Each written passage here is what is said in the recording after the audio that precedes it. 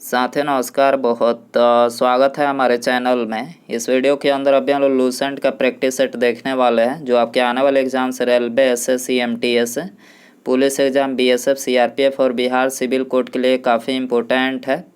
Video पसंद है video को लाइक करें, चैनल पर नया है सब्सक्राइब करके बेल आइकन प्रेस करें। चलिए शुरू करते हैं। देखिए यहाँ पर पहला क्वेश्चन दिया गया है, दृश्यमान विकिरण की खोज किसने की थी। तो देखिए दृश्यमान विकिरण की खोज जो है आइजक न्यूटन ने किया था। आपको याद रखना है आइजक न्यूटन, ऑप्शन सी हो जाएगा। इसके अलावा यहाँ पर कुछ प्रमुख खोज लिखे हैं, इसके अलावा भी और। तो हेनरी बेकुरल की बात करें तो इन्होंने रेडियो सक्रियता की खोज किया था। विल्हेम रोंटगन ने एक्स किरणों की खोज की थी। सूक्ष्म या माइक्रो तरंगों की खोज किसने किया था, हर्ट्ज ने किया था। और रक्त तरंग की खोज किसने किया था, विलियम हर्शेल ने किया था। रेडियो तरंगों की खोज पूछा जाए मार्कोनी ने किया था। याद रखनी आपको एग्जाम के लिए इम्पोर्टेंट है। आगे बढ़ते हैं। दूसरा क्वेश्चन दिया गया है, निम्नलिखित में से कौन सी तंत्रिका तंत्र की मूलभूत संरचनात्मक एवं प्रक्रियात्मक इकाई है। तो कौन सी है, तो देखिए यह है न्यूरॉन। ठीक है, ये करेक्ट हो जाएगा। इसके अलावा ब्रिक की संरचनात्मक और प्रक्रियात्मक इकाई क्या है, तो ये नेफ्रॉन है।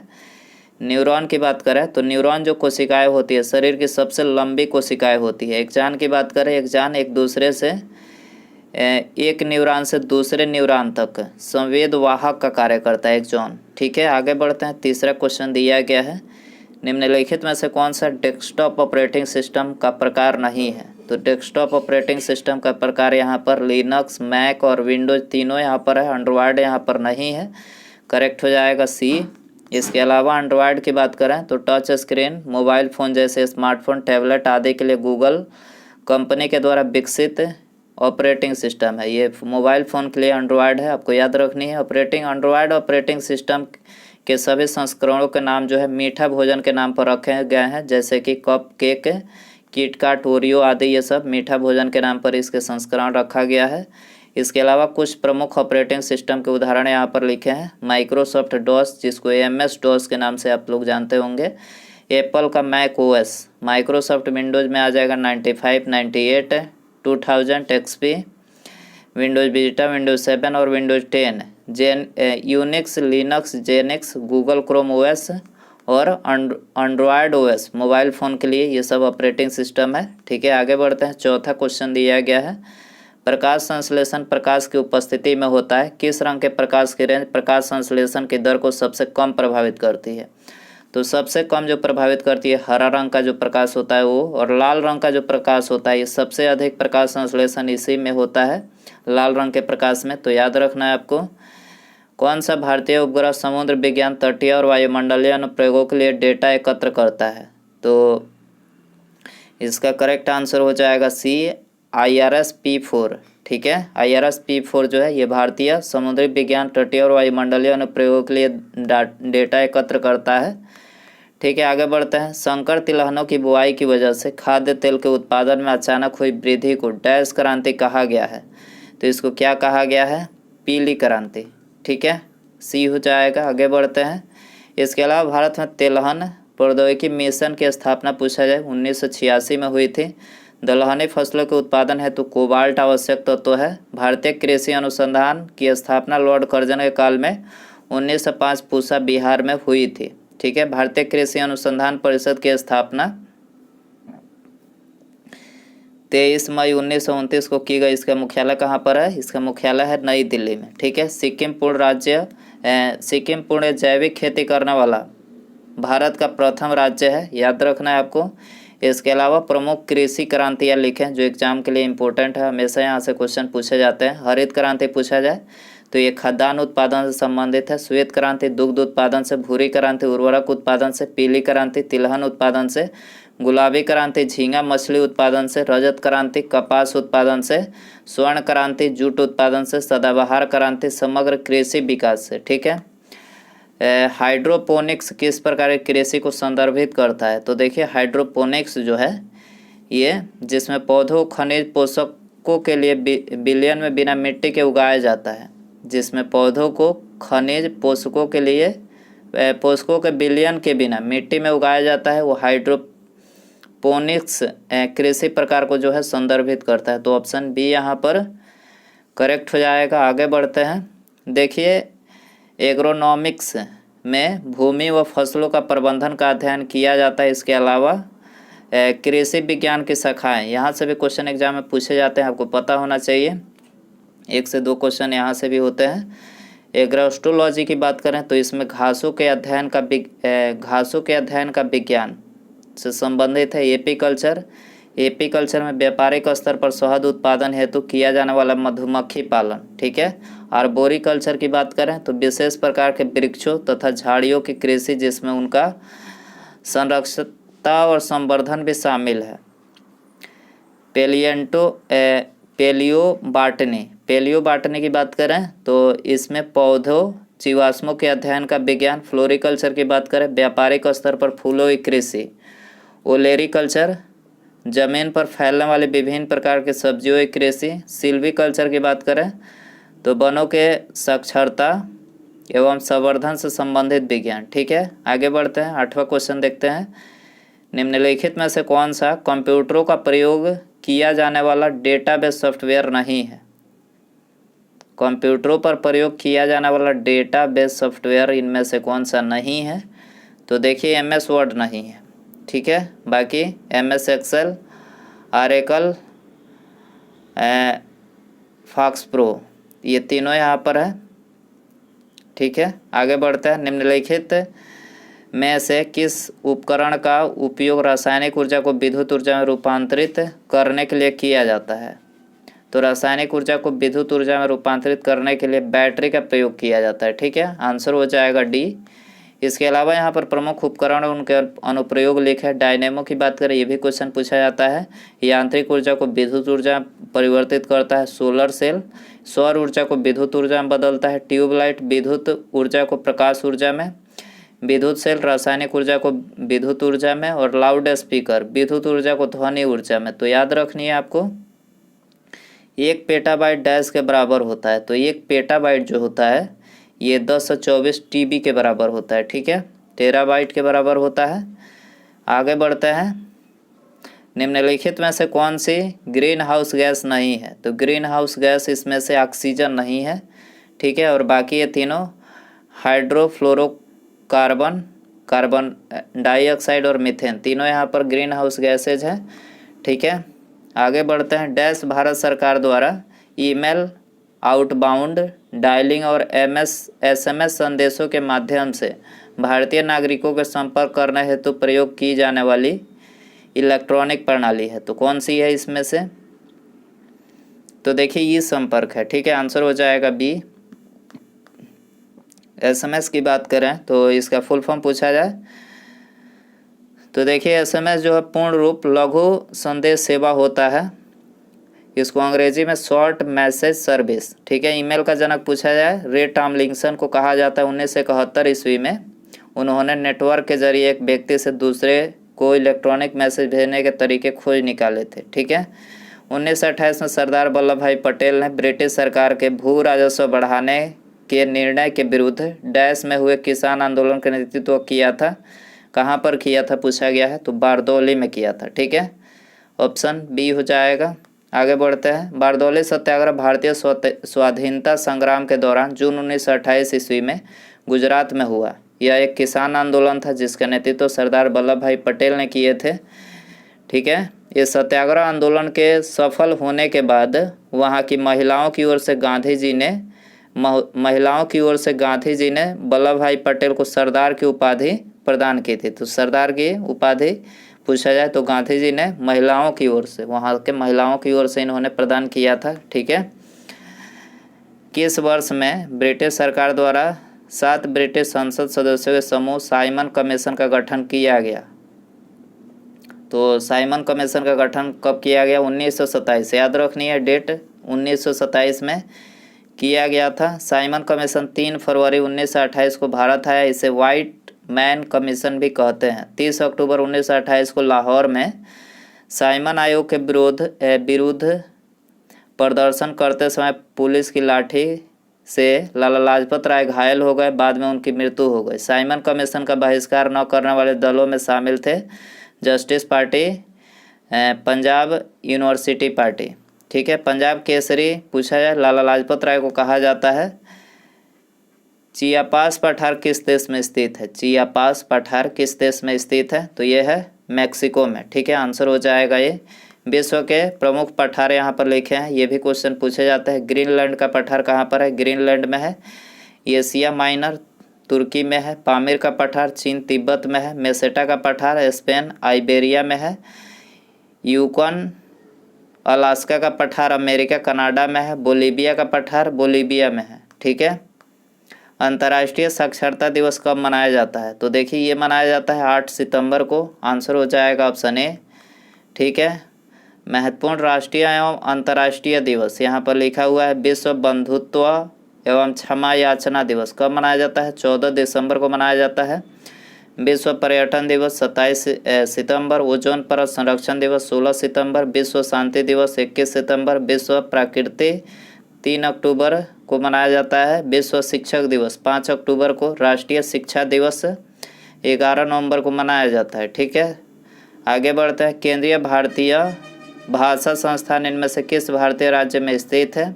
केंद्रीय भारतीय भाषा संस्थान इनमें से किस भारतीय राज्य में स्थित है?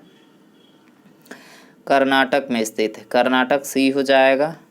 पानीपत की तीसरी लड़ाई कब हुई थी? तो देखिए पानीपत की जो तीसरी लड़ाई हुई थी 1761 में, याद रखना है 1761 में लड़ाई हुई थी। पानीपत की तीसरी लड़ाई मराठा एवं अहमद शाह अब्दाली के सेना के बीच हुआ था। इस युद्ध में मराठों की हार हुई थी, ठीक है।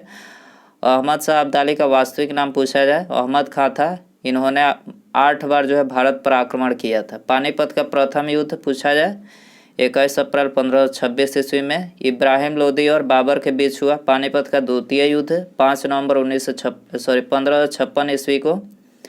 पहला युद्ध याद रखना है 21 अप्रैल 1526। दूसरा युद्ध 5 नवंबर 1556 अकबर एवं हेमू के बीच हुआ था। और बक्सर का युद्ध पूछा जाए तो 22 अक्टूबर 1764 को। हल्दी घाटी का युद्ध 18 जून 1576 को अकबर ने महाराणा प्रताप को हराया हल्दी घाटी के युद्ध में। बांडीबस का युद्ध पूछा जाए 22 जनवरी 1760 को।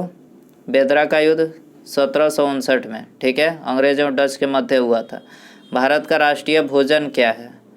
तो आप सभी को पता ही होगा, भारत का राष्ट्रीय भोजन खिचड़ी होगा, ठीक है। ग्रीष्मकालीन ओलंपिक 2024 का आयोजन किस शहर में किया जाएगा?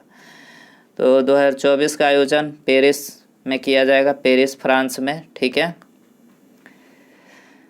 भारतीय संविधान के किस अनुच्छेद में यह निर्दिष्ट किया गया है कि राज्य ग्राम पंचायतों का संगठन करने के लिए कदम उठाएगा? तो ये कौन से अनुच्छेद में दिया गया है? कई बार ये क्वेश्चन बता चुके हैं, अनुच्छेद 40 में, ठीक है। आगे बढ़ते हैं। 1987 में किस संवैधानिक संशोधन अधिनियम के तहत गोवा की विधानसभा युक्त पूर्ण राज्य बनाया गया था और दमन और दीव को केंद्र शासित प्रदेश के रूप में गठित किया गया था? तो कौन से संशोधन अधिनियम के द्वारा? तो करेक्ट आंसर हो जाएगा 56वें संविधान संशोधन अधिनियम के तहत जो है गोवा की विधानसभा युक्त पूर्ण राज्य बनाया गया था और दमन और दीव को केंद्र शासित प्रदेश के रूप में गठित किया गया था, ठीक है। सड़क यातायात शिक्षा संस्थान भारत के किस शहर में स्थित है? तो करेक्ट आंसर सी हो जाएगा, फैजाबाद में स्थित है। आगे बढ़ते हैं। मिस इंडिया 2023 का खिताब किसने जीता? मिस इंडिया 2023 का खिताब अभी हाल ही में नंदिनी गुप्ता ने जीता है, ऑप्शन डी हो जाएगा। आगे बढ़ते हैं। निम्नलिखित में से कौन सा कथन सही है? तो देखिए यहाँ पर डायरेक्ट आंसर बताते हैं, ऑप्शन डी सही है। सुचेता कृपलानी किसी भारतीय राज्य की प्रथम महिला मुख्यमंत्री थी, ठीक है। बाकी गलत है, ये तीनों गलत है, ठीक है। ब्रह्मपुत्र उन प्रमुख नदियों में से एक है जो कई सहायक नदियों के साथ कई देशों में प्रवाहित होती है। निम्नलिखित में से कौन सी ब्रह्मपुत्र की सहायक नदी नहीं है? तो तमसा नदी जो है ब्रह्मपुत्र की सहायक नदी नहीं है, ठीक है। आगे बढ़ते हैं। मध्यकालीन भारत में वीर नरसिंह इनमें से किस राजवंश के शासक थे? मध्यकालीन भारत में वीर नरसिंह जो थे तो ये तुलु राजवंश के शासक थे, तुलु राजवंश, ऑप्शन बी हो जाएगा। आगे बढ़ते हैं। भारतीय लोगों के लिए अपेक्षाकृत अधिक स्वतंत्रता की मांग करने हेतु स्वराज पार्टी की स्थापना की गई थी। गया में स्वराज पार्टी का गठन कब हुआ था? तो गया में स्वराज पार्टी का गठन 1923 में हुआ था, ठीक है, सी हो जाएगा। 1923 में इलाहाबाद में चित्तरंजन दास और मोतीलाल नेहरू ने कांग्रेस के अंतर्गत स्वराज पार्टी की स्थापना की। 5 फरवरी 1922 को गोरखपुर जिले में चौरी चौरा अग्निकांड हुआ और गांधी जी ने असहयोग आंदोलन जो था वापस ले लिए थे, ठीक है, चौरी चौरा कांड के कारण। डेनमार्क की संसद का नाम क्या है? संसद से भी रिलेटेड क्वेश्चन एग्जाम में पूछे जाते हैं, तो फाकेटिंग हो जाएगा। डेनमार्क के संसद का नाम फाकेटिंग। इसके अलावा यहाँ पर कुछ प्रमुख देश और उनके संसद के नाम लिखे हैं, याद कर लीजिए, आपके लिए इम्पोर्टेंट रहेगा, यहाँ से क्वेश्चन पूछे ही जाते हैं बार बार। Norway, Estonia, Canada, Britain, Australia. Parliament याद रखना है, पार्लियामेंट संसद, कनाडा, ब्रिटेन, ऑस्ट्रेलिया, तीनों की संसद का क्या नाम है? Parliament. Turkey, grand national assembly. Switzerland, federal assembly. Afghanistan, शूरा। मलेशिया की बात करें, दीवान निगार, ठीक है, दीवान निगार, मलेशिया। बांग्लादेश, जातीय संसद। इजराइल, नेसेट, ठीक है। भारत का पहला परमाणु विस्फोट स्थल पोखरण किस राज्य में स्थित है? पोखरण आप सभी को पता ही है, 8 क्लास से पढ़ाया जाता है। तो देखिए पोखरण जो है ये परमाणु विस्फोट हुआ था, तो ये राजस्थान में हुआ था, ठीक है, ऑप्शन ए हो जाएगा। 18 मई 1974 में पोखरण जैसलमेर राजस्थान में है में भारत ने स्वदेशी पहला परमाणु विस्फोट किया। पहला परमाणु विस्फोट कोड का नाम पूछा जाए, स्माइलिंग बुद्धा, ठीक है, ये क्वेश्चन कई बार पूछा जा चुका है। पहला परमाणु विस्फोट कोड का नाम स्माइलिंग बुद्धा था, ठीक है। किस देश को जोगियों का देश यानी हर्मिट किंगडम के नाम से जाना जाता है? तो जोगियों का देश के नाम से किसको जाना जाता है? उत्तर कोरिया को, ठीक है, याद रखना है, उत्तर कोरिया को जोगियों का देश हर्मिट किंगडम के नाम से जाना जाता है, ठीक है। निम्नलिखित में से कौन सा भारत का पहला जल विद्युत संयंत्र है? भारत का पहला जल विद्युत संयंत्र कौन सा है? सिंद्रापोंग जल विद्युत संयंत्र, याद रखना है, सिंद्रापोंग जल विद्युत संयंत्र जो है ये भारत का पहला जल विद्युत संयंत्र है, ठीक है। इसके अलावा भारत के प्रमुख जल विद्युत केंद्र यहाँ पर टिहरी बांध पूछा जाए, उत्तराखंड में है। कोयना जल विद्युत परियोजना महाराष्ट्र में है, श्रीशैलम। आंध्र प्रदेश में नाथपा झागरी, हिमाचल प्रदेश में शरावती परियोजना, कर्नाटक में इंदिरा सागर बांध, मध्य प्रदेश में रोंगटोंग हाइडल पनबिजली संयंत्र, हिमाचल प्रदेश में इडुक्की कहाँ पर है? केरल में है। ऊपरी इंद्रावती उड़ीसा में है। तीस्ता बांध कहाँ पर है? सिक्किम में है, ठीक है। आगे बढ़ते हैं। इनमें से कौन सा सुधार आंदोलन 1829 में लॉर्ड विलियम बेंटिक के कार्यकाल के दौरान हुआ था? कौन सा सुधार आंदोलन जो था 1829 में लॉर्ड विलियम बेंटिक के कार्यकाल के दौरान हुआ था? तो सती प्रथा का प्रतिषेध, ठीक है, 1829 में लॉर्ड विलियम बेंटिक के कार्यकाल में हुआ था, ठीक है। आगे बढ़ते हैं। निम्नलिखित में से कौन सा बहुविखंडन प्रदर्शित करता है? बहुविखंडन प्रदर्शित करता है, तो करेक्ट आंसर हो जाएगा ऑप्शन डी, प्लाज्मोडियम, ठीक है। आगे बढ़ते हैं। 35 नंबर क्वेश्चन है, शास्त्रीय संगीत के सिद्धांत की विवेचना किस वेद में की गई है? शास्त्रीय संगीत के सिद्धांत की विवेचना किस वेद में की गई है? तो ये सामवेद में किया गया। सामवेद ऑप्शन बी हो जाएगा। अंतर्राष्ट्रीय परमाणु ऊर्जा एजेंसी का मुख्यालय कहाँ स्थित है? अंतर्राष्ट्रीय परमाणु ऊर्जा एजेंसी का मुख्यालय कहाँ पर स्थित है? वियना, ऑस्ट्रिया में, याद रखना है, वियना, ऑस्ट्रिया। आगे बढ़ते हैं। शिक्षा जो प्रारंभ में राज्य सूची का विषय था उसे समवर्ती सूची में स्थानांतरित किया गया, मतलब कौन से संशोधन के तहत जो इसको स्थानांतरित किया गया? 42वें संविधान संशोधन के द्वारा, ठीक है। राज्य सूची से समवर्ती सूची में इसको स्थानांतरित किया गया, ठीक है। वर्तमान में भारत में कितने राज्य और केंद्र शासित प्रदेश है? ये भी क्वेश्चन इंपॉर्टेंट है। तो देखिए 29 राज्य नहीं है अभी, वर्तमान में 28 राज्य और 8 केंद्र शासित प्रदेश है, याद रखना है, ठीक है। 28 राज्य, 8 केंद्र शासित प्रदेश, ठीक है, याद रखना है, बी हो जाएगा। कोयला का जलना कैसा परिवर्तन है? कोयला का जलना कैसा परिवर्तन है? रासायनिक परिवर्तन, ठीक है, याद रखना है। रासायनिक परिवर्तन, एक तत्व की संयोजकता किस पर निर्भर करती है? एक तत्व की संयोजकता किस पर निर्भर करती है? तो एक परमाणु की सबसे बाहरी कक्षा में इलेक्ट्रॉनों की कुल संख्या पर, एक परमाणु की सबसे बाहरी कक्षा में इलेक्ट्रॉनों की कुल संख्या पर जो है एक तत्व की संयोजकता निर्भर करती है। डी हो जाएगा। जनजाति और राज्य के निम्नलिखित युग में से कौन सा सही सुमेलित नहीं है? तो देखिए इसका जो करेक्ट आंसर होगा ऑप्शन ए हो जाएगा। थारू जो है ये मध्य प्रदेश की जनजाति नहीं है। थारू कहाँ की है? नेपाल के तराई क्षेत्र में पाई जाती है। थारू जनजाति नेपाल के तराई क्षेत्र में पाई जाती है। भारत में थारू जनजाति का क्षेत्र उत्तराखंड, उत्तर प्रदेश और बिहार है। तो ये भी बातें याद रखनी है। बाकी तीनों करेक्ट है। आदि अरुणाचल प्रदेश में, इरूला केरल में, सहरिया राजस्थान में। ठीक है। दिल्ली के किस सुल्तान ने सिकंदर सनी की उपाधि धारण की थी? तो ये आप सभी के लिए क्वेश्चन रखते हैं, इसका आंसर आप कमेंट में बताना। ठीक है। दिल्ली के किस सुल्तान ने सिकंदर सनी की उपाधि धारण की थी? ऑप्शन रहेगा आपके लिए बलबन, अलाउद्दीन खिलजी, इल्तुतमिश और सिकंदर लोदी। सही आंसर कमेंट में बताएं। वीडियो पसंद आया हो प्लीज़ वीडियो को लाइक कर दें, अपने दोस्तों में शेयर कर दें। चैनल पे यदि नए हैं तो सब्सक्राइब करने के बाद बेल आइकन एक आएगा, उसको ऑन करके ऑल नोटिफिकेशन पर क्लिक कर दीजिएगा। ठीक है, मिलते हैं अगले वीडियो में। नमस्कार, जय हिंद, जय भारत।